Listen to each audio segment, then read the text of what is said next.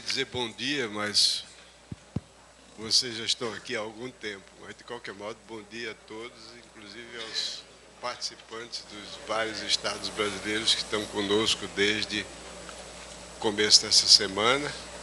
E no momento em que nós encerramos as atividades do 20º ano de atuação do nosso programa, nós achamos que seria uma justa homenagem para expressar o nosso reconhecimento a uma pessoa que muito trabalhou para que os nossos projetos se realizassem, que é o professor Jacó Palles, que foi diretor do INPA durante boa parte desses 20 anos e que realmente, sem ele, teria sido muito difícil, para não dizer impossível, nós fazermos esse nosso trabalho.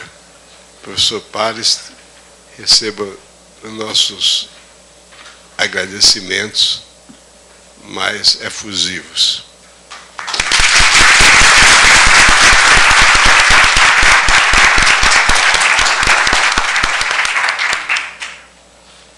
Então, a minha contribuição, que o Elon generosamente coloca como grande, fundamental, não sei, ela teve por base a qualidade desse programa. Um programa, um projeto belíssimo e de primeira importância para o país. Quase todos os meses aparecem artigos na imprensa chamando a atenção sobre a qualidade do ensino fundamental no país, sobretudo matemática e português, e mais ainda matemática. Então, para mim ficou claro ainda nos anos 90, né, no início das atividades desse projeto, que esse era um projeto realmente muito importante, concreto e dirigido por um matemático de primeiríssima linha, que é o Elon Lima, e um grupo também de primeiríssimo nível, e com um pendor extraordinário para comunicar matemática como ela deve ser colocada, de conteúdo, né, de ideias. E, de modo que eu segui a trilha. Há 9 anos atrás, nós estávamos lançando um projeto amplo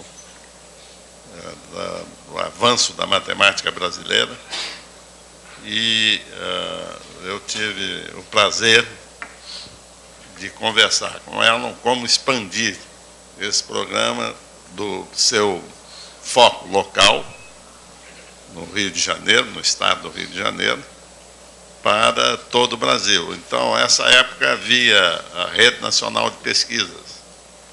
Então, nós, matemáticos, saímos na frente, criando, é claro, dirigido pelo Elon, uma rede nacional que começou modestamente, 7, 13, é um cronograma de crescimento, hoje são 26, e a projeção para 40 centros espalhados pelo país todo. Não é isso. Eu acho que o mérito cabe a você e aos seus colegas. O que eu fiz foi reconhecer isso. Obrigado.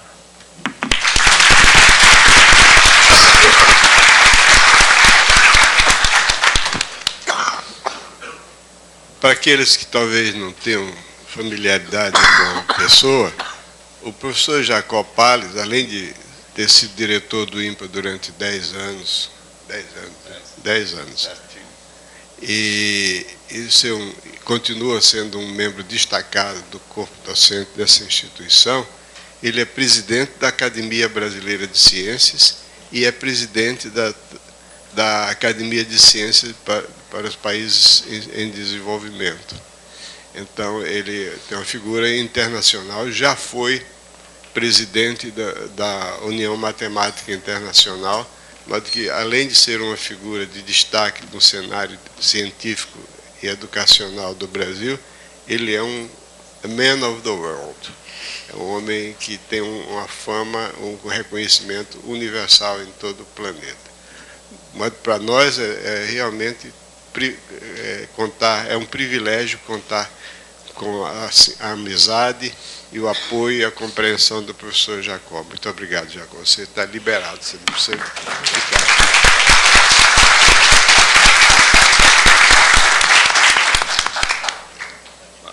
No âmbito doméstico, já que a gente está nessa fase de falar um pouquinho sobre esses 20 anos que nós completamos hoje, além da sorte extraordinária de ter contado com pessoas como Paulo César, o Wagner e o falecido professor Morgado, e agora recentemente com o professor Luciano, que veio se associar a nós e colaborar conosco, eu queria dizer que nós temos na retaguarda uma pessoa extraordinária, que é a professora Maria Celano Maia, que toma conta de vocês e toma conta das atividades dos 26 centros do Brasil.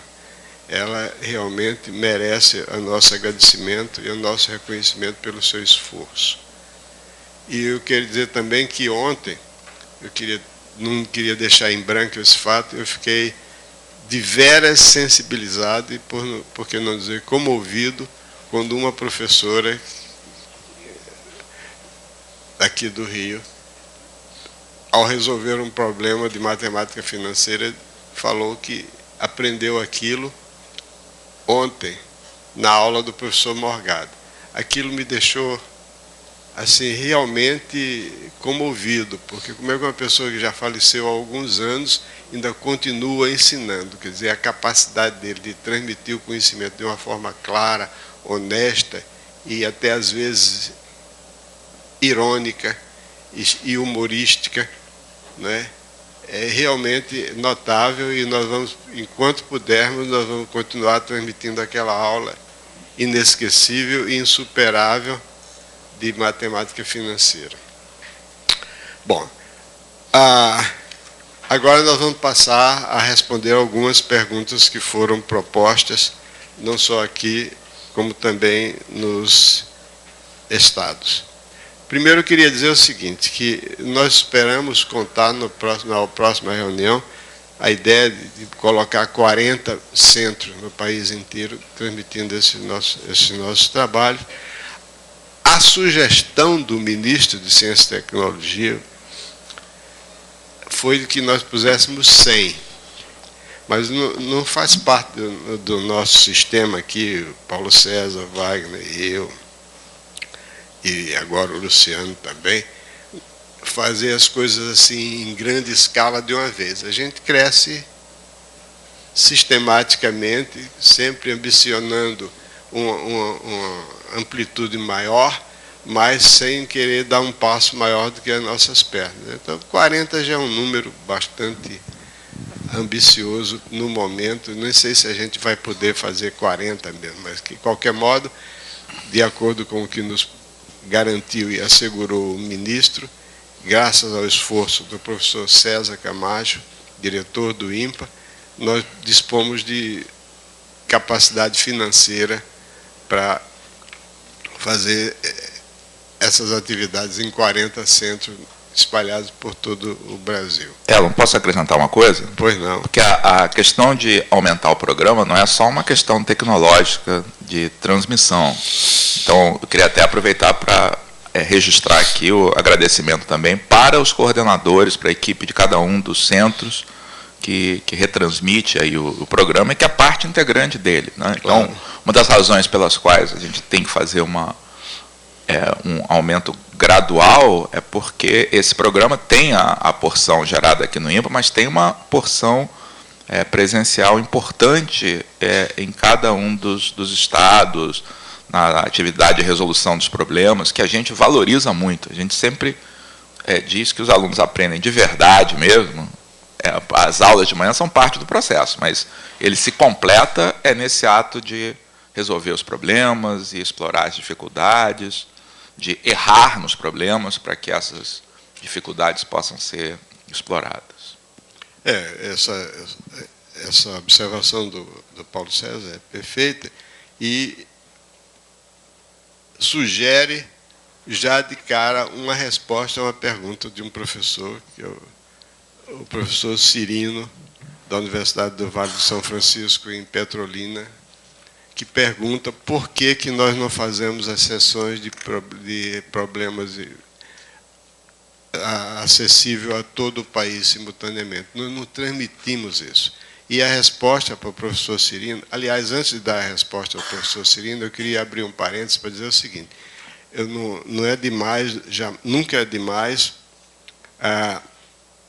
salientar a importância que teve para nós e a satisfação que nos causou a atitude da Universidade do Vale de São Francisco de Petrolina, cuja prefeitura local amparou isso e financiou a atuação, a integração daquele centro no nosso esquema, sem que nos custasse um só tostão. Quer dizer, esse exemplo mostra que existem algumas cidades no Brasil em que os dirigentes realmente se preocupam com a questão de educação. Então, ele pergunta por que nós não fazemos a sessão de perguntas, de problemas, aliás, de tarde, disponível para todo o país. E o Paulo César acaba de responder isso, que nós queremos utilizar a capacidade que existe nesses centros locais, que são dirigidos por pessoas de nossa plena confiança, irrestrita confiança, e que essas pessoas têm capacidade de fazer essa atuação, executar essa atuação, e nós queremos que eles continuem fazendo isso, para não ficar todo mundo dependendo do que está acontecendo aqui no Rio de Janeiro. Eles têm que ter sua autonomia, sua liberdade de ação e criatividade também. Okay? Então, eu agradeço a sugestão do Paulo César, que, aliás, é nossa, né? Que aqui o que a gente pensa, todos pensam mais ou menos iguais. Mais ou menos. Se fosse tudo igual, não adiantava, né? Aí, A reunido com A é igual a A, né? Todo mundo sabe. Reunião de 3, 4 conjuntos iguais é um deles só, não há necessidade. Muito bem, então vamos começar com as perguntas. Como sempre, o mestre de cerimônias é o Wagner, né? Então, Wagner, você começa. Tem muita coisa hoje, hein? Bom, o FMG, professor Carlos Eustáquio, ele diz assim: quando eu escrevo que a reta R pertence ao plano alfa, devo deixar claro que estou tratando R como sendo um elemento do conjunto das retas de alfa? Carlos Eustáquio, está muito complicado isso. Você não deve dizer que a reta pertence ao plano alfa, porque o plano não é um conjunto de retas. Se bem que você até poderia definir um plano como um conjunto de retas, pode, mas aí nenhum ponto pertenceria a esse plano, porque o plano não tem ponto nenhum lá dentro, né? Só teria retas como elementos. Então, na geometria, os elementos são os pontos e as figuras são conjuntos de pontos. Tá? Então, procure simplificar a sua maneira de falar e falar do jeito que todos nós falamos. Aliás, Wagner, eu enfatizei na minha aula inicial que isso que você está acabando de dizer. Aliás, você podia até convencionar, olha, nós vamos usar aqui, por abuso de linguagem, dizer que a reta pertence ao plano, mas na realidade não pertence, mas apenas é um costume que a gente pode dizer, a reta pertence ao plano, quer dizer com isso que a reta é um subconjunto daquele plano. Isso. Eu creio mas não que, deve dizer não isso, deve porque dizer. Confunde a noção de pertence, um elemento pertence a um conjunto, é uma noção importantíssima em matemática para ser utilizada de forma diversa da que deve ser. Enfim, Erivaldo Gomes, de Teresina, ele pergunta se num próximo curso a gente pode abordar conteúdos de lógica. Nós vamos nos reunir e vamos ver se é possível a gente fazer uma aula. Mas a gente faz um pouquinho disso, claro, né? Fez no curso passado. Mas ele está focado naquelas questões de lógica para concursos. Enfim, eu peço que você aguarde um pouco e depois a gente responde melhor. Ainda, a professora pergunta... Não, professor Wemberson, de onde é, meu Deus? Não sei. Ele diz assim, gostaria de saber, se possível, por que se tornou algo dogmático o processo de racionalização na formação básica. Quero dizer, por que é obrigatório para o aluno racionalizar o denominador? É uma pergunta espantosa, porque não é obrigado racionalizar denominador. Raiz de 2 sobre 2 é a mesma coisa que 1 sobre raiz de 2. É exatamente igual. Racionalizar é uma questão de gosto, é uma questão estética. E a gente explica, até já explicamos isso alguma outra vez, por que antigamente se obrigava a racionalizar. Pelo seguinte, porque quando você queria dar um valor aproximado de um número irracional, 1 sobre raiz de 2, implica você fazer uma conta de divisão, 1 dividido por 1,414,529, etc. Ora, isso é muito mais complicado que dividir 1,414529 por 2. Então, a questão da racionalização, antigamente, é porque não havia calculadoras, né? Então, as contas tinham que ser feitas manualmente, e para se dar um valor aproximado de um número irracional, era mais prático que o denominador fosse, pelo menos, inteiro.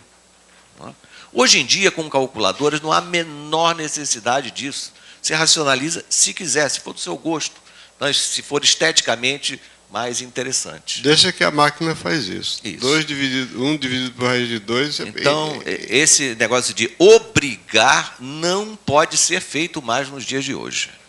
Espera aí, Wagner, deixa eu acrescentar mais uma coisinha só. É o seguinte, essa questão de valores aproximados, quando você tem um denominador que também é dado aproximadamente, é complicado. Porque um pequeno desvio no denominador pode causar um enorme desvio no resultado. Quer dizer, quando você pega um número dividido por outro, que é dado por uma fração decimal infinita, você faz uma alteração no número de casas decimais, o resultado pode mudar muito. Tá? Mais uma só. No numerador, não. No Isso. denominador, sim. O professor Jorge, do Rio de Janeiro, diz assim, o senhor não falou nos poliedros regulares. Não deu tempo, claro. Aproveito para perguntar o que são poliedros semi-regulares. Bom, tá certo, não deu tempo de falar assim especificamente nos 5 poliedros regulares, mas eles apareceram. A aula estava cheia de dodecaedros e cosaedros. A avaliação de hoje tinha octaedro, na aula do Paulo César tinha cubo. Então, eles apareceram, sim. Né? Não assim muito formalmente, mas estavam todos lá. Os poliedros semi-regulares, também chamados de poliedros arquimedianos, são resultados de lapidações nos poliedros regulares. A definição é a seguinte, um poliedro chama-se semi-regular quando ele é convexo, formado por faces congruentes de 2 ou 3 gêneros diferentes. Um exemplo que vocês viram aqui de poliedro semi-regular é a antiga bola de futebol, aquela cujas faces eram pentágonos e hexágonos regulares, né? Pentágonos todos regulares idênticos e hexágonos regulares idênticos. Então, esses são os poliedros arquimedianos, ou semi-regulares, e eles são em número de 13. Enquanto só existem 5 regulares, existem 13 semi-regulares. Outro exemplo foi na avaliação também, né? Eles não trabalharam com... Sim, na avaliação teve a criação de um poliedro semi-regular, né? Cortar os cantos do octaedro, e vocês encontraram um poliedro que tinha 6 faces quadradas e 8 faces hexagonais. Exatamente, é o tronco octaedro que foi trabalhado aí. Isso é o exemplo de um poliedro semi-regular. Mas você vá no Google e procura poliedros semi-regulares e você vai ter imagem deles. Com observação, que esse fato que o Wagner está mencionando é interessante do ponto de vista geométrico para as pessoas que curtem esse tipo de atividade, mas que para o ensino isso não é essencial. Não é essencial. Os poliedros regulares são realmente um objeto interessantíssimo, porque, entre outras coisas, eles formam a finalidade, o final, o grande finale do livro mais famoso de todos os tempos, que é o livro dos Elementos de Euclides. Ele termina o livro, o coroamento do livro é mostrando como construir, que existem esses 5 poliedros regulares e só são eles. Agora, os poliedros semi-regulares são interessantes do ponto de vista do lapidador de pedras preciosas, mas e também do ponto de vista das pessoas que curtem, adoram e se distraem e cultivam essa atividade de estudar figuras geométricas, sólidos geométricos especiais. Eu acho interessante, mas não tem grandes consequências. Não. Vou passar aqui para Luciano.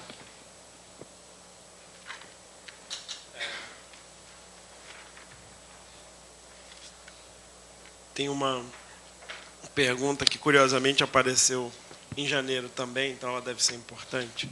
Vou falar dela de novo.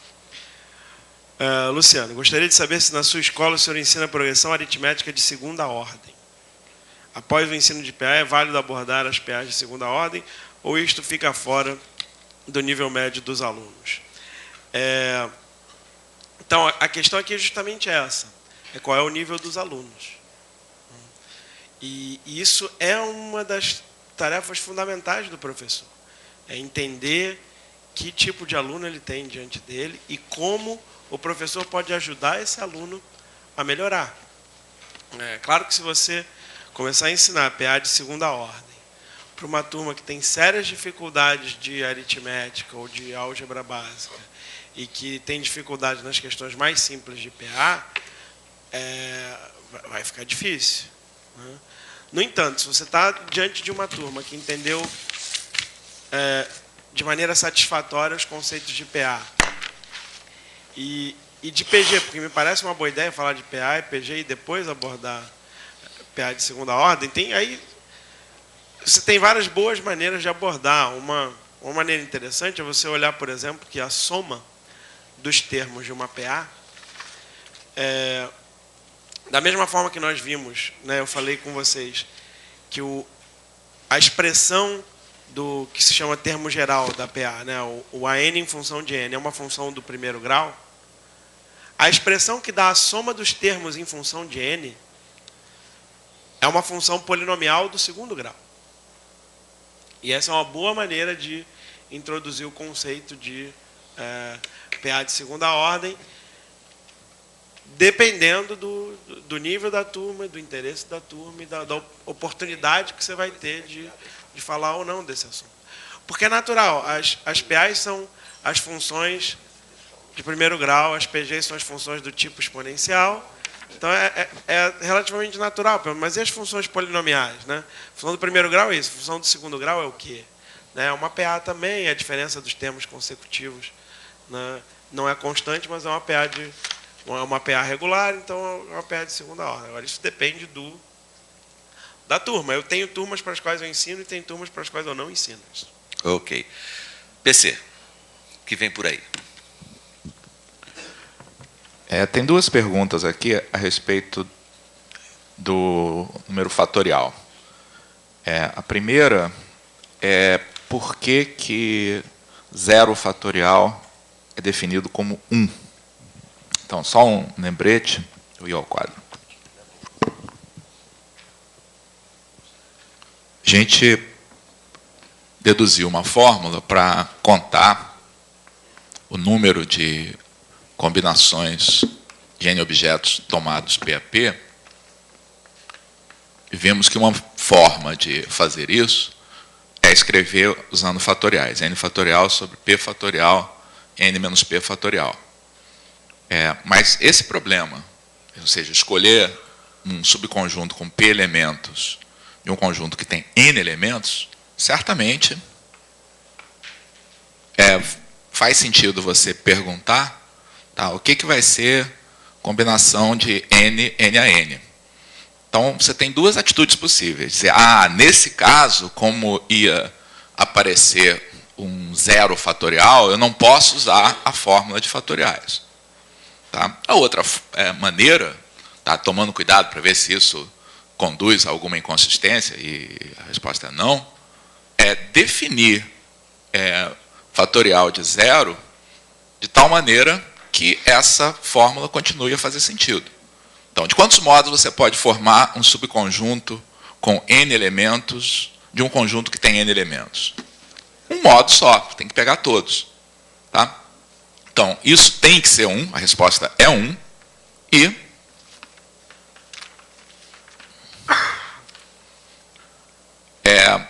para que essa fórmula funcione, a única maneira que eu tenho é definir zero fatorial como sendo igual a 1.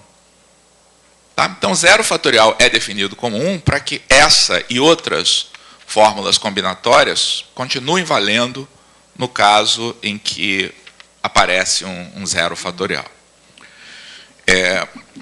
Elon quer acrescentar alguma coisa? Vou falar sobre Tem ainda sobre fatorial, uma outra pergunta interessante de um colega foi a seguinte. Perguntou como é que se demonstra, tá, que esse número que está aqui, que a gente viu também que pode escrever como n menos 1, n menos p mais 1 sobre p fatorial, então 1 vezes 2 vezes p, como é que a gente demonstra que esse número é sempre um número inteiro? Então, uma primeira resposta para isso, nós fizemos essa demonstração aqui em sala. Por um argumento combinatório. Argumentos matemáticos não tem que envolver uma sequência de equações ou desigualdades. Tá? Argumentos matemáticos, na maior parte dos casos, são construídos com palavras. Tá? Então, o argumento que a gente viu aqui na aula sobre combinatória demonstrou esse fato. Tá? Qual foi o argumento mesmo? Esse numerador aqui, n menos 1, n menos p mais 1, conta o número de grupamentos ordenados que eu posso fazer com p elementos. Ora, cada grupamento ordenado está associado a um subconjunto. E para cada subconjunto, eu tenho p fatorial desses grupamentos ordenados. Portanto, obrigatoriamente, ao contar o número de grupamentos ordenados, eu tenho um número que é múltiplo de p fatorial. Logo, esse número tem que ser inteiro. Tá? Então, essa é uma demonstração. É claro tá, que, mas, puxa, apareceu esse problema, nem percebi que isso era combinação simples, dá para fazer um argumento sem envolver combinatória? Claro que dá, mas ele é mais complicado. Tá? Então, por exemplo, você pode argumentar a respeito dos fatores primos que estão presentes aqui nesses dois números. Não é difícil mostrar que você pega um primo qualquer, o número de vezes que ele vai aparecer aqui é sempre maior ou igual que o número de vezes que ele aparece aqui no produto de 1 a p, e daí você mostra que o número do numerador é divisível pelo do denominador. Mas é bem mais complicado. E o argumento combinatório funciona perfeitamente. Bom, eu queria passar adiante. Queria fazer um comentário a respeito da sua primeira resposta, que eu acho interessante, porque essa primeira resposta do Paulo César foi por que zero fatorial é igual a 1? Isso é uma convenção que se toma, conforme eles diz tão claramente, a fim de que a fórmula e outras que vão aparecer, a fórmula de combinação de N elementos PAP continue válida em casos como, por exemplo, como a combinação de N elementos NM. Mas nessa ocasião, a gente deve levar em conta que essa atitude de dar sentido matemático a uma coisa que não tem sentido é uma atitude que, em princípio, originalmente, de acordo com a definição prévia, não faz muito sentido. É uma atitude que se repete em diversas situações em matemática. A mais frequente e a mais comum de todas no âmbito do ensino médio é a definição de potência. Potência de expoente negativo e potência de expoente zero. Por que A elevado a zero é igual a 1 quando A é diferente de zero? Por que A elevado a menos n é 1 sobre A elevado a n? Não é por causa da definição, porque a definição de A elevado a n é o produto de n fatores iguais a A. Aqui eu abro mais um parêntese dentro do parêntese para dizer que, ao contrário do que muita gente diz, não é o produto de A por si mesmo n vezes. A elevado a n é o produto de A por si mesmo n menos uma vezes. A elevado ao quadrado é o produto de A por A uma vez só. Você está tomando só uma multiplicação. Tá? Fecha o parênteses. Então, quando a gente define que A elevado a menos n é 1 sobre A elevado a n, a gente faz isso porque antes a gente já fez o fato de que A elevado a zero é igual a 1. Por que A elevado a zero é igual? Eu podia fazer A elevado a zero igual a qualquer coisa. Porque A elevado a zero não está definido, não é um produto de zero fatores iguais a A. Não existe isso, produto de zero fatores. Embora você também possa até definir o produto de zero fatores é igual a 1, sempre. Mas não é. Então, por que A elevado a zero é igual a 1? Porque você quer que continue válida a regra de que A elevado a n vezes A elevado a p é igual a elevado a n mais p, mesmo quando n e p não são números positivos. Então, eu quero estender a noção de potência, que em princípio só tem sentido para expoente positivo, quero estender, fazer com que ela tenha sentido para expoente negativo também, e para expoente zero também. Eu quero, em particular, que A elevado a zero seja uma definição dada sem perturbar aquilo que já existia anteriormente. Ou seja, que A elevado a n vezes A elevado a p é igual a A elevado a n mais p. Então, A elevado a n dividido por A elevado a n é igual a A elevado a zero. Então, é igual a n menos n. A elevado a n menos n, que é igual a elevado a zero. Então, essa atitude é uma atitude que prevalece. Por exemplo, por que o produto de dois números negativos é positivo? Porque eu quero estender a noção de multiplicação de números que eu conhecia para números positivos, quero estender para números negativos também, de tal modo que as regras operacionais, ou seja, distributividade, comutatividade, etc., continuem válidas. Então, para que continuem essas regras válidas, menos 1 por menos 1 tem que dar 1.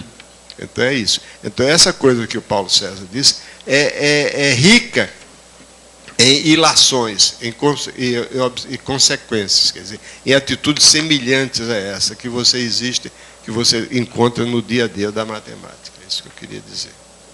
Bom, eu vou aproveitar aqui e fazer uma observação a respeito de uma pergunta interessantíssima do Rio Grande do Sul, que é o seguinte: como demonstrar que o volume da esfera é 4/3 de PR3 e que a área total da mesma é 4PR2, usando o conceito do ensino médio? Aí você tem duas coisas. Você tem o volume e tem a área. O volume de um sólido foi definido com toda clareza e de uma forma muito interessante, né, pelo Wagner aqui, quando ele colocou aquela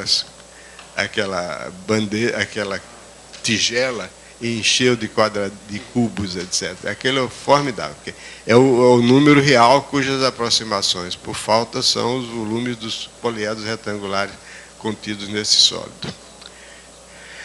Sendo que talvez ele tivesse dito uma coisinha a mais, que é o seguinte: todo número real fica caracterizado por seus valores aproximados, que normalmente a gente faz valores aproximados por falta e não por excesso. Podia fazer por excesso, porque os valores aproximados por falta podem ser representados por frações decimais às quais nós vamos acrescentando novas casas decimais para obter uma aproximação melhor. Se fosse por excesso, eu teria que modificar os números anteriores, enquanto que é por falta, você simplesmente acrescenta mais uma casa decimal, mais uma casa.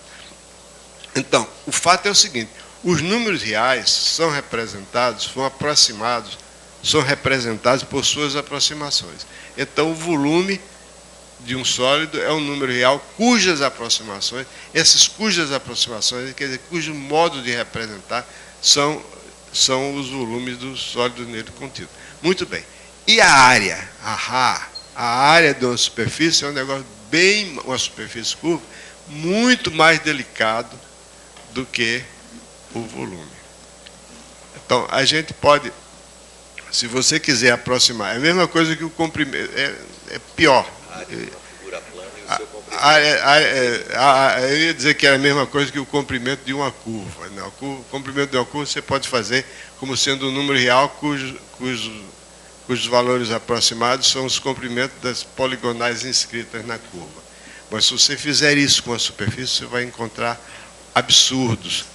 Houve um matemático alemão chamado Hermann Schwarz, que no meado do século XIX, ele era aluno de Weierstrass, ele deu um exemplo que chocou todo mundo. Que, assim, pegou um cilindro e você colocou um poliedro inscrito no cilindro e disse que a área lateral do cilindro, claro, todo mundo acha, seria o limite das áreas desses poliedros inscritos, desde essas superfícies poliedrais inscritas, quando as faces fossem tornando-se cada vez menor e menor e menor.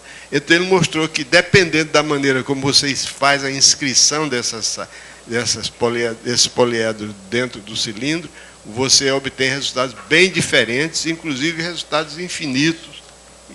Então, não é por aí. Então, a noção de área de uma superfície curva é uma noção complicada, delicada, e que não existe uma unanimidade, inclusive até hoje em matemática. Se você quiser considerar a superfície da forma mais geral possível, superfícies apenas contínuas e não diferenciáveis, não existe unanimidade. Há diferentes maneiras de definir isso. Agora, do ponto de vista de superfícies diferenciáveis, não.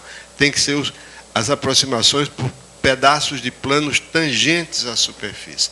Então, a questão de definir a área de uma superfície, como, por exemplo, a superfície da esfera, é simplificada pelo fato de que se trata de uma superfície convexa, então a área está claramente definida, você tem que tomar pedaços de planos que são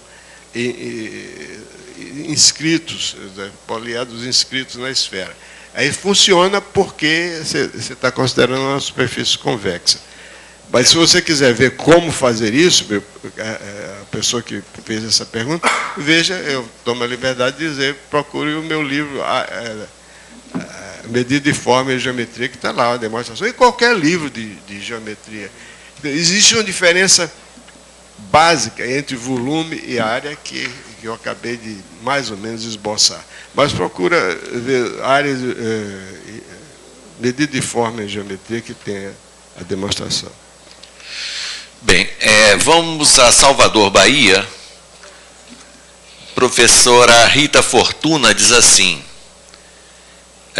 o irlandês Hamilton, não sei o que, foi falando, e tem um problema que intriga a essa professora que diz assim, um mercador deve passar por 20 cidades do globo terrestre. Cada uma dessas cidades está ligada por estrada a 3 outras cidades. Que itinerário deve seguir para visitar todas as cidades sem passar 2 vezes pela mesma e depois regressar ao ponto de partida? Gostaria de dar um comentário e se eu faço isso por tentativas, como é que eu estimulo os alunos a tentar descobrir soluções e problemas relacionados com o cotidiano? Eu responderia parcialmente à professora Rita que ela está entrando num assunto bem amplo, né, chamado de grafos. Isso. E as 20 cidades com ligação de 3, você pode imaginar isso como o dodecaedro Imagina o dodecaedro, né, botar comprimido lá dentro para ele virar uma esfera. Então, é exatamente o modelo que ela propõe de 20 cidades, cada uma com 3 ligações. Não vou responder, ela vai chegar à conclusão, mas eu vou dar um exemplo aqui para tentar esclarecer. Olha essa figura. Perguntaria para vocês, essa figura pode ser desenhada inteira sem tirar o lápis do papel? Por quê? Como é que você decide, né? Se eu te der uma figura qualquer, como é que você decide se ela pode ser desenhada inteira, se há um caminho que passe, né, sem passar 2 vezes pela mesma linha, tá? Cada linha só pode ser percorrida uma vez. Como é que você decide isso? Observando os vértices. Esse vértice tem 1, 2, 3, tem gênero 4, né? Quer dizer, tem 4 linhas que chegam nele. Esse tem gênero 2, esse tem gênero 4, esse tem gênero 3, esse aqui tem gênero 3, esse aqui 4. Né? Isso aí é vértice? Posso considerar ou não, tanto faz. Tanto faz. Não quiser, pode não ser. O que acontece?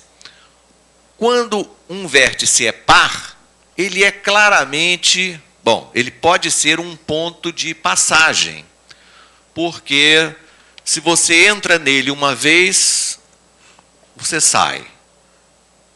Não parou nele, né? E se entra, sai. Então, um vértice par, ou ele é um vértice simplesmente de passagem, é como ligar a luz e apagar, né? Se você fizer ligar e apagar um número par de vezes, o estado final é o mesmo estado inicial. Não é? Ou um vértice par pode ser um ponto de partida e chegada. Então, se eu quiser partir de um vértice par como esse, eu posso percorrer toda a minha figura, quando eu chegar nele de novo, eu não tenho mais como sair. Já um vértice ímpar, se você sai dele, você entra uma vez e sai e nunca mais volta. Ou seja, no comutador da luz, né, se você aciona um número ímpar de vezes, o resultado é contrário, o final é contrário ao estado inicial. Então, se eu tenho 2 vértices ímpares, isso é sinal que eu posso desenhar essa figura de uma única vez, passando uma vez por cada segmento, e um deles é um ponto de partida, outro ponto é um ponto de chegada. Por exemplo, vou partir desse vértice de cima e fazer esse desenho. 3. Pronto, terminei aqui, ó. Ponto de partida, ponto de chegada. Qual é a conclusão? Eu não posso ter mais de 3 vértices ímpares, senão a minha figura, eu não consigo mais fazer o meu percurso. Não é? Então, se a figura tiver somente vértices pares, né, qualquer ponto pode ser eleito como partida e chegada. Mas número de vértices, no máximo, eu posso ter 2 ímpares, senão não consigo fazer o meu percurso. Então, no caso da questão da professora, a resposta, infelizmente, é impossível. Mas... eu queria fazer uma observação de natureza histórica. Esse problema que o Wagner acaba de abordar e dar uma resposta aqui é um problema muito antigo em matemática. Ele tem uma história belíssima que remonta a Leonardo Euler. É o problema das pontes de Königsberg. Existe hoje em dia chama-se Kaliningrado e pertence à Rússia, né? Uma cidade chamada, que na época se chamava Königsberg. E essa cidade tinha 2 pontes no rio Pretzel, e tinha 2 ilhas, e essas ilhas eram ligadas por pontes. E o problema era passar por todas essas pontes, uma vez em cada ponte, sem passar 2 vezes na mesma ponte. E a pergunta era se isso era possível fazer. Exatamente assim como o Wagner está indicando. E coube a Leonardo Euler provar que isso era impossível, nesse caso que o Wagner ainda não terminou de fazer, exatamente porque esse problema se reduz a um grafo. Traz o grafo, Wagner, correspondente. Um grafo em que os vértices são as partes de terra e as arestas são as pontes. Então, esse grafo não pode ser percorrido passando uma vez apenas por cada aresta, porque ele tem 3 vértices. Aliás, todos os vértices dele são ímpares. Bastava que ele tivesse 3 vértices ímpares, que era impossível. Ele não pode sair, ele tem que sair por um caminho, ele tem que voltar por outro caminho diferente. Então, por onde é que ele começa e por onde ele termina. Então, não pode. Então, esse é o problema. Então, a resposta é muito simples. Quando você tem um grafo, o número de vértices pares tem que ser 0 ou 2. O número de vértices ímpares tem que ser 0 ou 2. Se os vértices forem todos pares, tudo bem, não tem problema. Mas o comentário é que, na verdade, o problema que a Rita propõe é um outro problema. Não é exatamente esse que o Wagner estudou. A diferença é que o problema que o Euler estudou e que o Wagner mostrou é o problema de você fazer um passeio nesse grafo, passando uma vez por cada caminho. Mas o problema que o William Hamilton lançou no estudo da matemática é um problema que parece que é basicamente a mesma coisa. Você quer percorrer o grafo, você não faz questão de passar por todos os caminhos, você quer passar uma vez por cada um dos pontos, uma vez por cada cidade. A primeira intuição que a gente tem é a mesma coisa. Eu fiz a leitura equivocada. Eu li e entendi o outro problema. Não, a coisa esse problema é muito parecido com o outro. E, surpreendentemente, não é. Tá? É um problema muito mais difícil. Tá? É um problema, inclusive, que está nos problemas que motivaram, mais recentemente, aí, todo o surgimento de uma área de complexidade computacional e que ilustra bem algo que o Elon falou, fez um comentário na aula sobre combinatória. Porque resolver o problema do William Hamilton, que é descobrir se é possível ou não visitar os vértices de um dodecaedro, passando uma vez por cada um, sem repetir vértice, é trivial. Por que é trivial?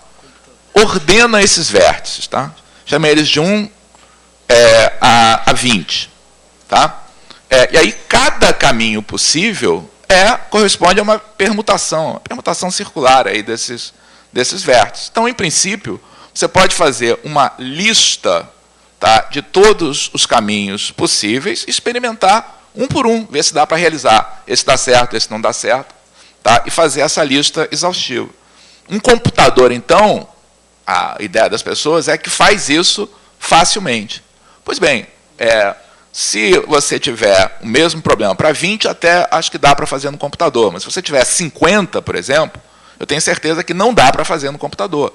Se você for calcular quanto é que é o número 50 fatorial e colocar todos os computadores aí do mundo testando esses caminhos, tá, eles não terminam aí no tempo de duração do universo até hoje. Que é o comentário que o Elon fez, tá, de que fatorial é algo que cresce extremamente rápido. Tá? Então, isso gera aí toda uma área de atividade. Será que tem maneira eficiente de resolver esse problema? Tá? E que é uma das razões para a gente estudar a combinatória hoje em dia.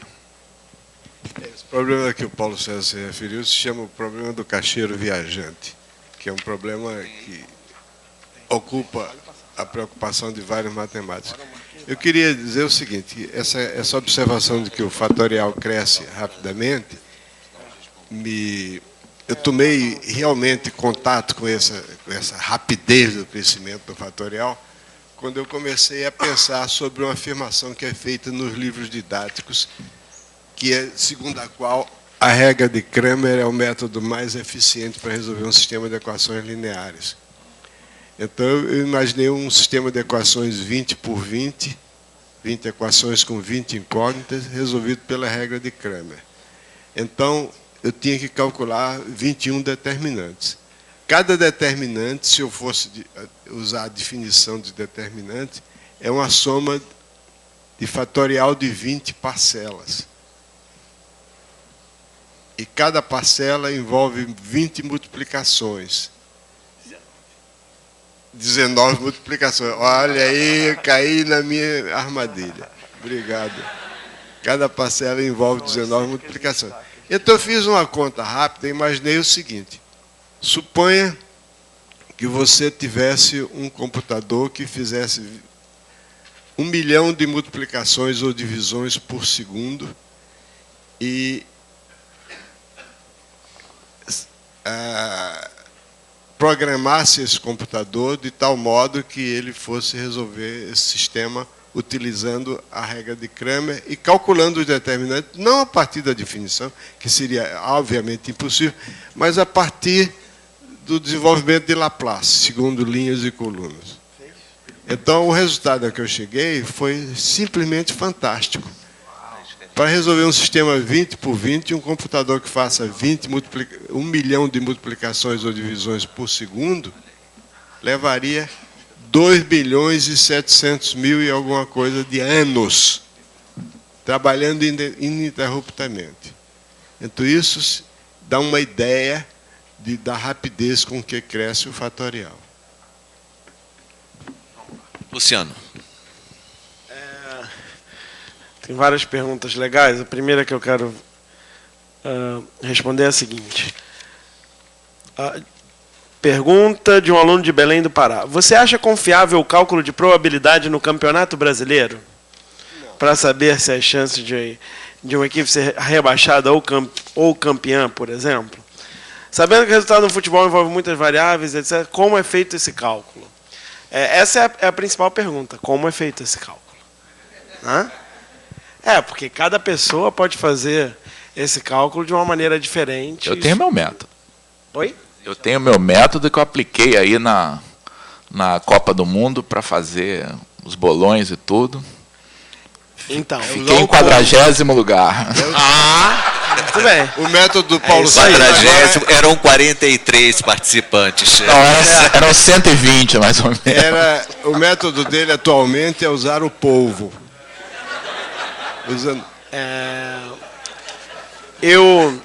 Mas é interessante, porque de vez em quando a gente escuta, nossa, os matemáticos diziam que tinha 99% de chance do Fluminense ser rebaixado, e aí o Fluminense não foi rebaixado, não sei o quê, a matemática não serve para nada. Já pareciam as coisas dessas, não parecia?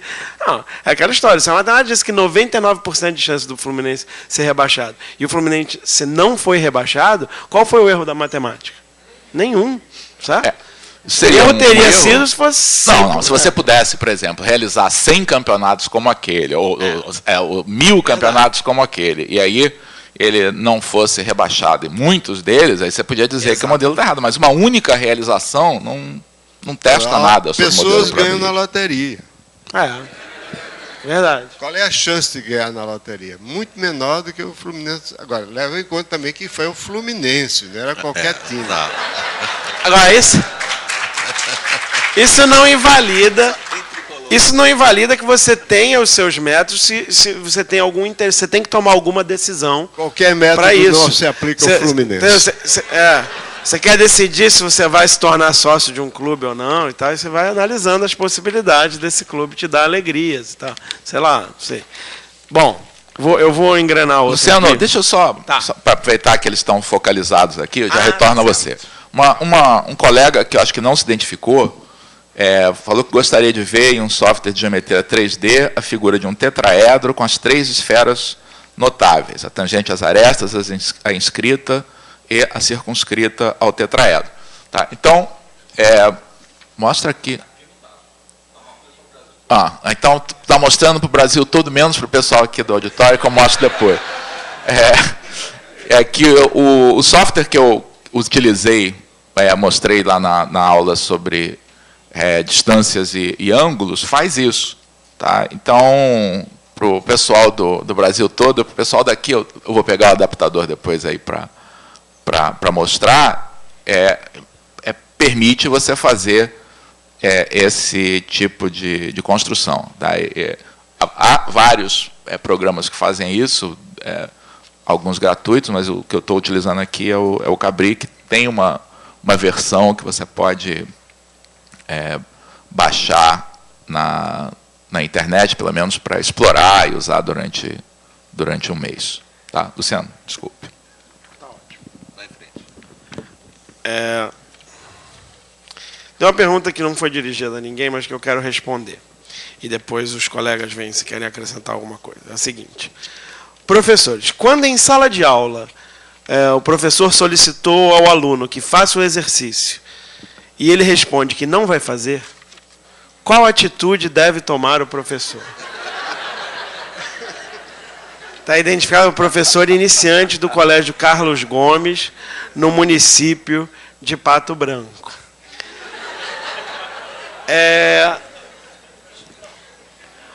Bom, eu acho esse tema fascinante. Eu vou tentar não falar muito sobre ele. Vou tentar falar pouco. Tá? Em primeiro lugar, existe o motivo pelo qual o aluno está fazendo isso. Tem um motivo. Né? Bom, às vezes a gente consegue entender o motivo, às vezes não. Né? Mas esse aluno tem uma razão para fazer isso, porque ele podia simplesmente não fazer o exercício. Mas, além de não fazer, ele quer falar para você que ele não vai fazer. Então, eu não sou psicólogo, então não sei dizer, mas pela experiência, assim, eu entendo que, em muitos casos, um aluno que tem uma atitude como essa, no fundo, ele está pedindo ajuda. É a maneira dele de pedir ajuda.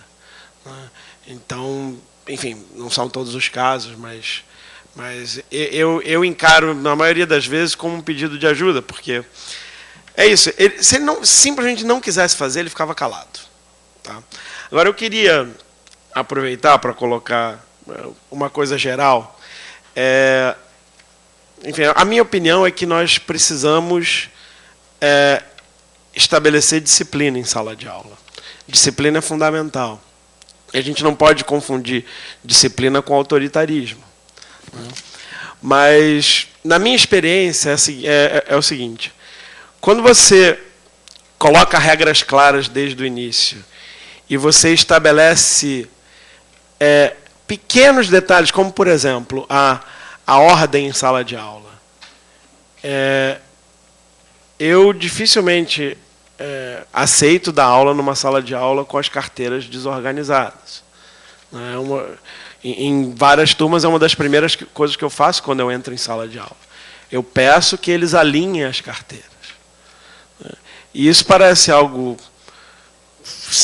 antigo, sem importância, mas o que eu percebo você, ao pedir para os alunos alinharem as carteiras, imediatamente você está passando uma mensagem importante sobre o que os alunos estão fazendo ali e qual é o seu papel ali como professor.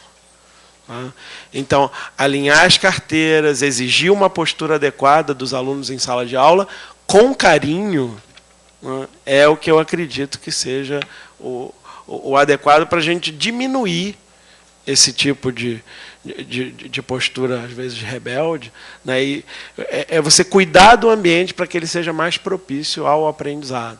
Tá? E perceber que boa parte das indisciplinas são, no fundo, pedidos de ajuda em algum nível. Então, alguns alunos a gente pode ajudar, outros nem tanto. Mas é isso. Eu acho que a gente tem que seguir esse... Obrigado. Deixa eu responder uma pergunta rapidinha aqui. Uma pergunta rapidinha aqui, da professora Fernanda de Brasília. No 9º ano, quando eu ensino radiciação, qual a melhor maneira de resolver o radical raiz quinta de 2 sem o uso da calculadora? Eu acho que para calcular a raiz quinta de 2 sem calculadora, você tem que fazer como o meu professor fazia quando eu estava na escola, que não existia calculadora. Usa tábua de logaritmo. Fora isso, não vejo outro jeito. Né? E não vejo mal nenhum usar a calculadora para calcular a raiz quinta. Aliás, para isso é que serve a calculadora. A calculadora não serve para você fazer multiplicação, nem divisão, nem operações fundamentais, não. Isso aí a pessoa tem que saber a tabuada mesmo e tem que saber fazer essas contas. Agora, raiz quinta de 2, se não vai usar a calculadora, arranja uma tábua de logaritmos. Tá? Quer dizer, sem calculadora e sem tábua de logaritmos, só chutando as coisas, elevando a quinta, e paciência e trabalho para ir chegando perto do resultado. Bom, claro, você pode usar o método de Newton também, mas... Claro, aí, sempre pode, né? Tem uma pergunta aqui, assim, qual é a sua opinião, essa pergunta vem de Belém do Pará, qual é a sua opinião sobre a introdução do regionalismo na aplicação dos conteúdos do ensino médio? É ou não motivador? Bem, não há a menor dúvida que em cada região há situações particulares de aplicação da matemática. E isso deve ser, evidentemente, enfatizado e trabalhado. Agora, separar conteúdos que sejam ensinados em Belém, que sejam diferentes de outros ensinados em São Paulo, me parece um absurdo absoluto, né? Isso vai fazer um isolamento entre as regiões, e a matemática é justamente o contrário disso, é uma linguagem universal. Desde que a matemática começou a ser desenvolvida, a matemática sempre foi ampla, sempre foi igual para todo mundo, né? Então, deve-se explorar realmente as particularidades regionais, com exemplos, com problemas que sejam mais próximos do cotidiano de cada um, mas a matemática é universal. Essa pergunta me deixou um pouquinho receoso, porque ele usa regionalismo com R maiúsculo. Quer dizer, está... Sabe o que é isso? Isso significa que uma doutrina. Uma doutrina que fica como contextualização com C maiúsculo. É horrível, porque aí você é obrigado a submeter a um certo sistema dogmático, que é quase que uma religião que você tem que obedecer. Tem que ser construtivista, senão está fora, etc. Essas palavras assim... Como a racionalização, que ele usou a palavra dogma, aquele outro professor também, né? Bem, uma outra pergunta que veio, essa daqui do Rio de Janeiro, que diz assim, eu me lembro da pergunta. Alguém comentou na aula que muitos professores ensinam a unidade grado, porque os livros didáticos ainda trazem isto. Para que serve o grado? Na verdade, eu nem tinha reparado que existem ainda livros didáticos que trazem o grado, né? Para que serve isso? A resposta é simples. Não serve para nada, não é? Para nada. Isso foi uma tentativa, quando foi assim decretado, né, o Sistema Internacional de Pesos e Medidas, usando o sistema decimal de medidas. Isso foi na época de Napoleão, né? Então, durante a Revolução Francesa. Isso, algumas coisas pegaram, outras não, não é? Então, o sistema métrico decimal pegou, e todos os que tiveram influência francesa usam o sistema métrico decimal. Claro que da Inglaterra não pegou, e no Japão não pegou, e nos Estados Unidos mais ou menos, não é? Então, colocar o sistema decimal nos ângulos vira uma coisa muito complicada, porque medir o ângulo reto com 100, você, para estudar um simples triângulo equilátero, imagina os ângulos do triângulo equilátero se o ângulo reto for 100. Né? É uma complicação desnecessária. Não é? Então, algumas coisas lá do Napoleão, algumas coisas pegaram, outras não. Uma que pegou foi a mudança da mão do trânsito, das estradas. Né? Ele também decretou que todo mundo tinha que andar pelo lado direito. Então, os países que tiveram influência francesa mudaram a mão, que sempre foi do lado esquerdo, mudaram para o lado direito. Hoje nós dirigimos pelo lado direito. Mas eu devo admitir que o lado esquerdo, do ponto de vista de segurança na Claro, época medieval, sempre era mais, foi. mais conveniente. Porque Então a maioria das pessoas são destras. Então, Andava a se cavalo vem na estrada. um cara do outro lado da estrada, naturalmente você se posiciona do lado esquerdo para pegar a sua espada, né, para o lado esquerdo, o lado mais fraco. Então, com a espada, você deixa o indivíduo passar pelo seu lado direito. Então, desde que o ser humano começou a caminhar numa trilha, ele tende a andar pelo lado esquerdo da estrada.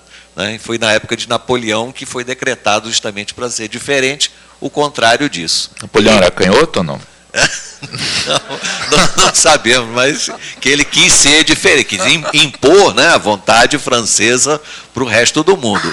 Então, na Inglaterra não pegou, no Japão também não pegou, em outros lugares E também. como sempre, nós, os canhotos, sofremos discriminação, né? Como nós, os canhotos. Nós, os canhotos, somos discriminados em tudo. Você já tentou jogar baralho com a mão esquerda? Não. Você faz assim, você não enxerga nada. Você tem que botar na mão direita para enxergar as cartas. Sabia? Gozado, eu uso a mão esquerda para segurar as cartas. Você não joga baralho. Bom, vamos lá. Wagner, deixa eu fazer um comentário aqui, Diga. um pedido que o pessoal da Paraíba aproveita para lembrar que esse ano, mais tarde, no final de outubro, vai ocorrer a 5ª Bienal de Matemática, que é uma iniciativa da SBM a cada 2 anos, alternando com o colóquio, mas com atividades mais voltadas para os alunos, para os professores. Esse ano ela vai ser realizada em João Pessoa, tá? E nós vamos estar lá, né, pelo menos eu, o Elon e o Wagner, com uma edição do curso, uma edição mais breve aí do curso. Então, principalmente para os professores do Nordeste, tá, essa é uma oportunidade aí da gente ter um contato pessoal. Eu não estou com a data aqui de cabeça, mas é no final de outubro e certamente vocês encontram isso no site da SBM. Luciano. Em que ano do ensino médio, na sua opinião, devemos abordar combinatória e probabilidade? A pergunta foi dirigida a mim, então eu estou supondo que eu tenho liberdade absoluta. Não vou pensar Absoluta, em... não. Não? Você tem liberdade, mas sujeito liberdade, a relativização. Absoluta não dá. Concordo. Assim, desconsiderando outro tipo de... outras restrições, eu abordaria nos 3 anos do ensino médio. Como, na verdade, a gente já viria abordando também em todos os anos do ensino fundamental, né, conceitos de combinatória e probabilidade. Porque, para você aprender matemática, você precisa errar.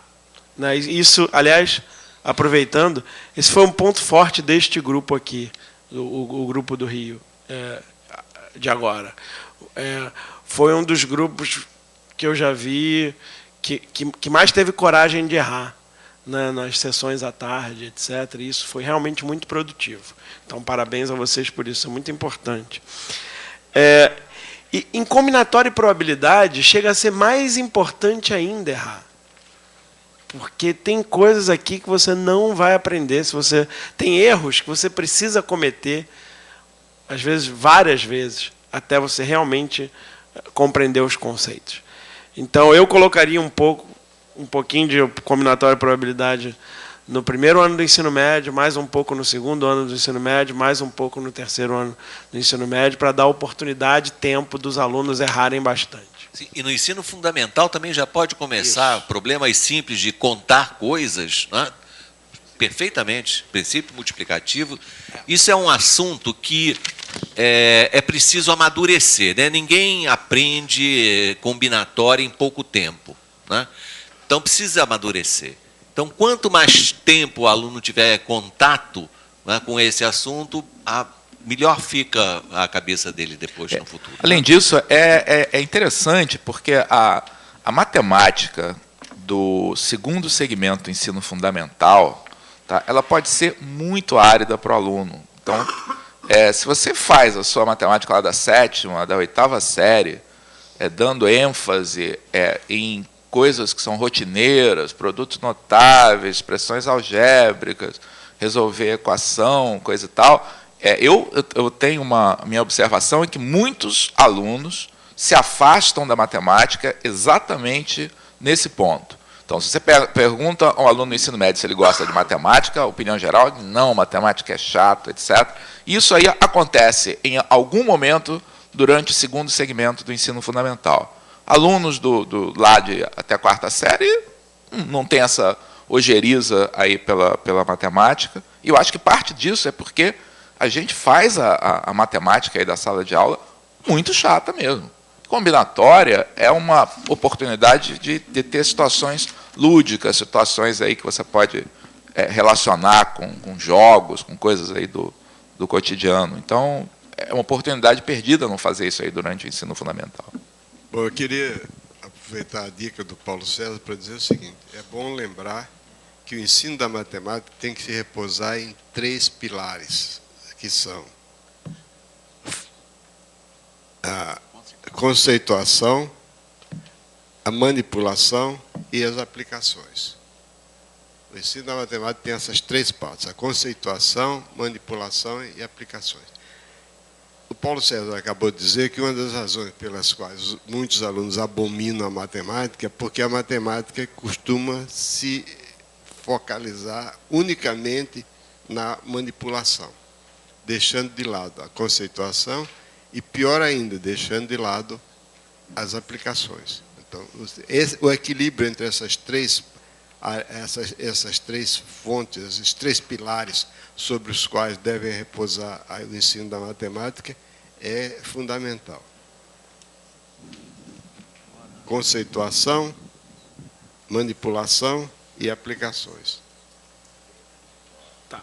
Bom, eu queria, já que o Wagner está sendo generoso em me dar a palavra aqui, queria responder essa pergunta sobre a possibilidade da questão do mestrado profissional. E outra pergunta é se o INPA tem algum projeto na área da educação matemática. Eu acho que existe uma diferença que nós fazemos, que procuramos manter claramente, entre o ensino da matemática e a educação matemática. São 2 coisas diferentes. O INPA tem, não só o INPA, mas a Sociedade Brasileira de Matemática tem, em âmbito nacional, o propósito de estabelecer um programa para todo o país de criação de mestrados profissionalizantes, mestrados profissionais no ensino de matemática. E o INPA se associa a isso como sendo uma das entidades que vão oferecer esse curso.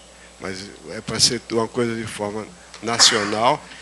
Os estudos já estão avançados nesse sentido. Nós contamos com forte apoio do governo, especialmente da CAPES, e esperamos que, provavelmente, no próximo ano, esse mestrado já comece a funcionar. A ideia não é ter um mestrado no sentido de avançar no estudo da matemática, mas o mestrado no sentido de avançar no estudo dos métodos de ensino e da matéria da que se ensina, principalmente. Porque nós acreditamos firmemente que, para ser um bom professor, você tem que ter 3 qualidades fundamentais. A primeira, você tem que ter entusiasmo pela matéria que você ensina. O segundo, você tem que conhecer a matéria que você ensina. Muita gente acha que conhecimento da matéria é conteudismo. É um negócio que não importa. O que importa é como ensinar. Ensinar o quê que eu não sei. Porque se você não sabe a matéria, o que você vai ensinar? Então, você tem que ter entusiasmo pela matemática, no caso, conhecimento daquilo que você vai ensinar e até um pouco mais do que aquilo que você vai ensinar. E terceiro, você tem que ter vontade de ensinar, desejo de transmitir o seu conhecimento, interesse. Essa terceira parte envolve o interesse pelo aluno, colocar-se na posição do aluno, não procurar menosprezar o aluno, não procurar ironia, desprezo e chincalhe. Quer dizer, você tem que respeitar a posição do aluno e procurar considerar os seus problemas. Voltando aqui, então, a resposta é que o INPA tem, não só o INPA, mas mais do que isso, a Sociedade Brasileira de Matemática, que é uma sociedade que é alojada, por acaso, não sei por acaso, mas é alojada aqui no INPA, mas é uma entidade privada que envolve os matemáticos, os professores de matemática e matemáticos de todo o país, e que está interessada nessa parte de formação de professores. Para isso, existe uma comissão da Sociedade Brasileira de Matemática que está estudando o assunto e provavelmente, repito, no próximo ano vai começar essa atividade de mestrado profissional em matemática, que já existe em algumas universidades, mas que o INPA vai participar ativamente desse projeto. Agora, educação matemática, não. Porque a educação matemática é outra coisa. Você estuda teorias gerais, aliás, muito bonitas, como as teorias de Piaget e outros, que são interessantes, mas que, a meu ver, não tem muito a ver com o desempenho do professor no dia a dia da sala de aula. São interessantes, do mesmo modo que lógica matemática é interessante. Eu vou uma pergunta aqui relativa à lógica.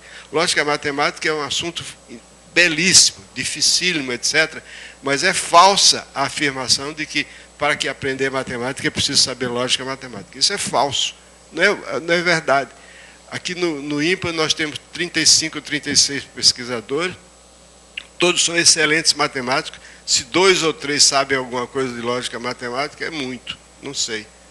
Não há necessidade de estudar lógica matemática. Estudar o raciocínio lógico, que é inerente ao raciocínio matemático. Mesma coisa é a educação matemática. Você pode estudar essas teorias belíssimas e interessantes, mas que tem pouco a ver com... O que importa são essas 3 coisas: entusiasmo pela matemática, conhecimento do assunto e vontade autêntica e sincera e honesta de transmitir o seu conhecimento. Muito bem. Ok, vamos lá. Estamos quase no final, mas ainda queria comentar rapidamente da professora Angeline, de Pernambuco, que sobre definições de trapézios e paralelogramos, porque em um livro ela lê que trapézio é um quadrilátero convexo que possui apenas 2 lados paralelos. Em outro livro ela lê que trapézio é um quadrilátero convexo que possui 2 lados paralelos. Enfim, qual é a definição? Ora, Angeline, definição é algo que você postula. Realmente, você tem razão. Há livros que falam que trapézio possui 2 lados paralelos, outros falam apenas 2 lados paralelos. Com isso, qual é a diferença? É que no primeiro caso, se ele fala que trapézio possui 2 lados paralelos, então paralelogramo também é trapézio, né? E no segundo caso, não. Aí depende da sua conveniência. É que é uma questão até de gosto, você querer incluir ou não os paralelogramos, né, no domínio dos trapézios. Então você escolhe uma definição, mas siga a sua definição até o final, né? Então há muitas coisas na matemática que realmente existem mais de uma possibilidade para fazer a definição e você adota aquela que achar mais conveniente, né? Um exemplo que me veio à cabeça agora é a questão das retas paralelas, né? Que há livros que falam que retas paralelas são aquelas que ou coincidem ou estão no mesmo plano e não têm ponto comum. Outros dizem que retas paralelas são retas do mesmo plano que não têm ponto comum. Nós aqui preferimos a segunda opção, mas tem todo o direito de você querer incluir retas coincidentes como sendo paralelas também, né? Mas seja a definição que você adotar, seja coerente com ela até o final, não mude no meio do caminho. Retas ortogonais também.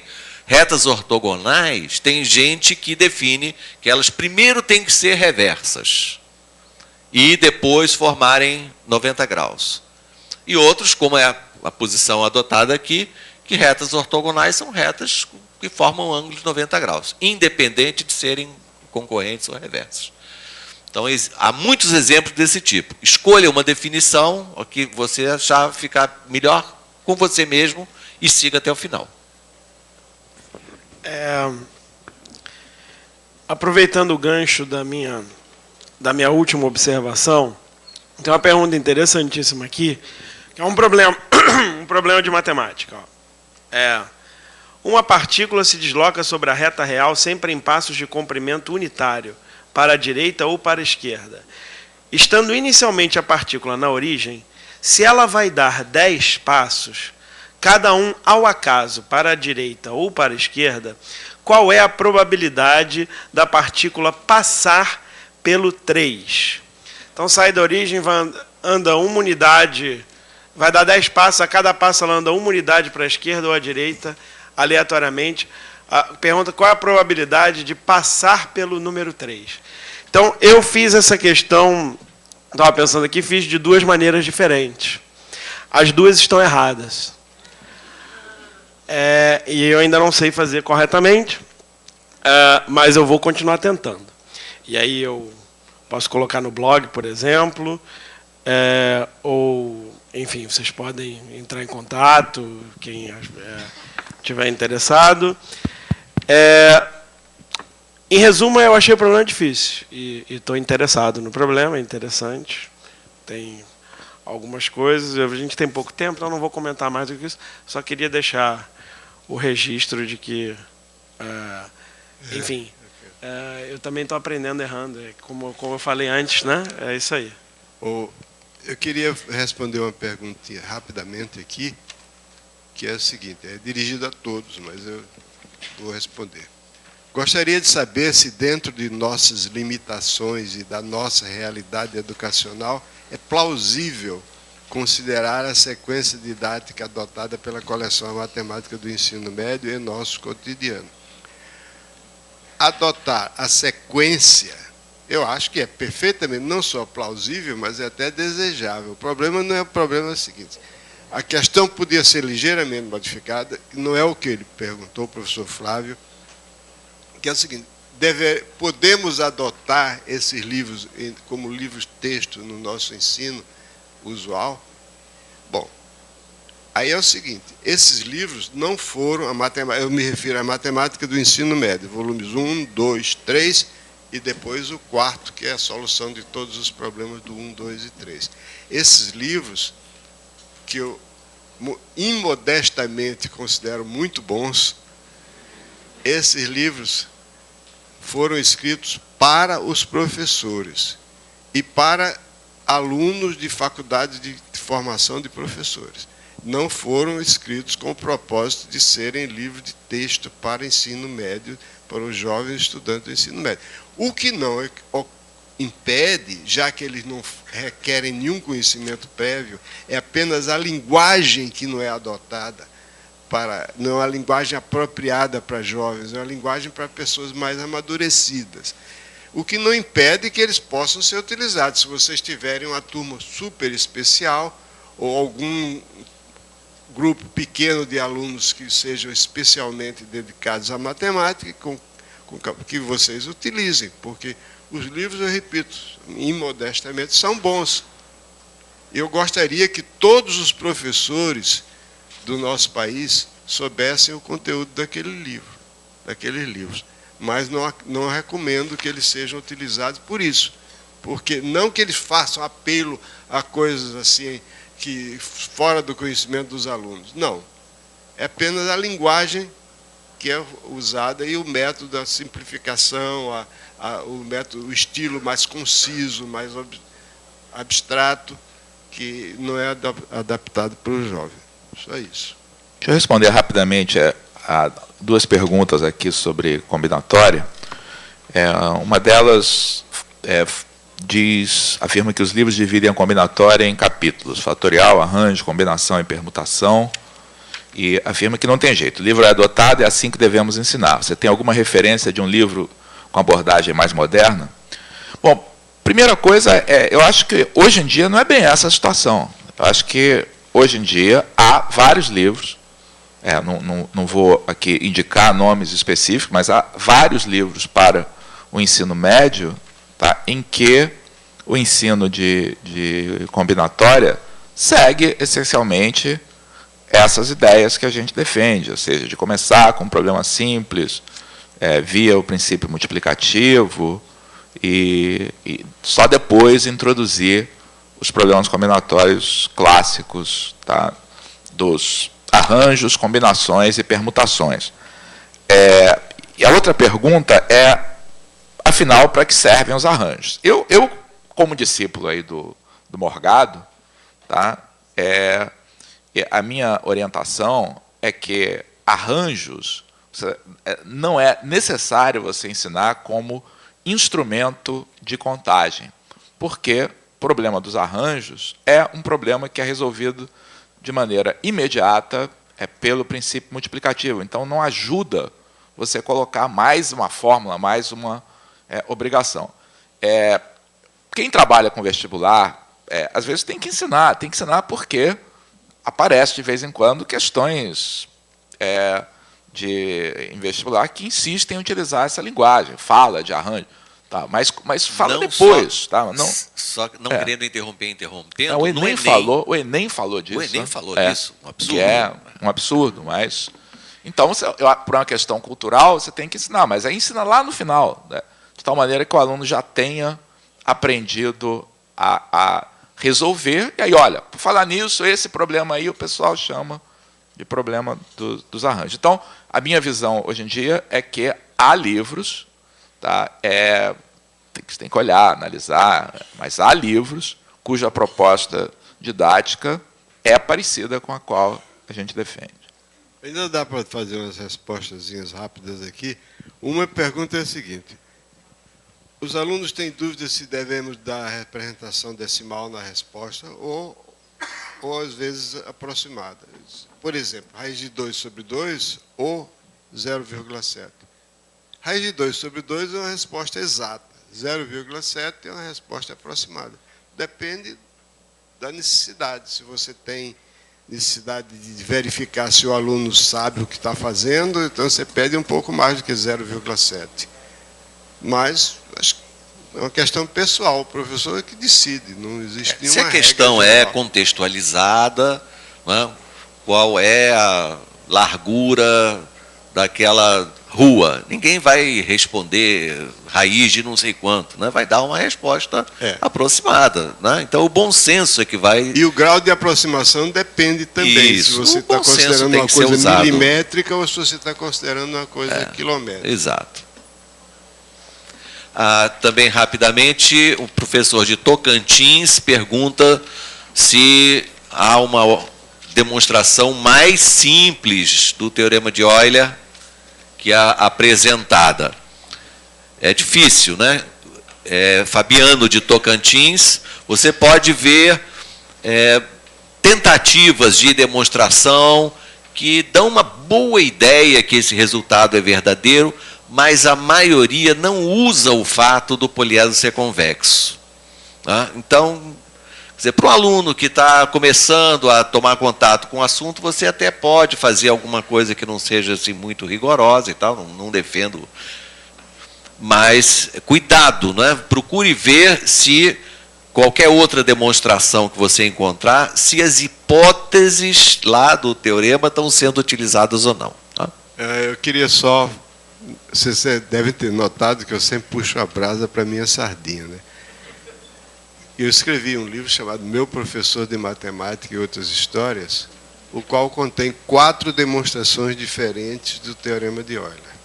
Então, se você quiser mais demonstrações, não sei. Outra coisa, o Teorema de Euler não é um teorema de geometria, é um teorema de topologia. Isso significa dizer que ele é válido para poliedros curvos, retos, esféricos, de qualquer jeito. Ok? Estamos terminados, então eu queria agradecer a presença de vocês todos aqui e a presença de todos os nossos companheiros nos estados, e agradecer especialmente aos coordenadores dos nossos programas nos diversos estados, que têm atuado com bastante entusiasmo e interesse. Espero que continuem assim nos próximos anos. E quero dizer, em particular para essa turma aqui, que é unânime a opinião de nós todos aqui, que vocês foram uma das melhores turmas que já apareceram por aqui ultimamente.